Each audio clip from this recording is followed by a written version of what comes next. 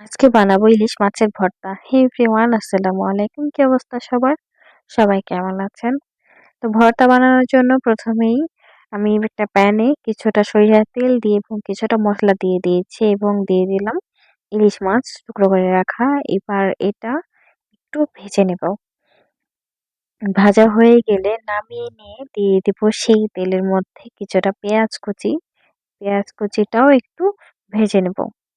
তারপর নামিয়ে দিয়ে দেব শুকনা মরিচ। বেশ কিছুটা শুকনা মরিচ দিয়ে মরিচগুলো একটু ভেজে নেব। তারপর নামিয়ে সব একসাথে একটু মেখে ভর্তা বানিয়ে নিব। এই ভর্তাটা খেতে অনেক মজা।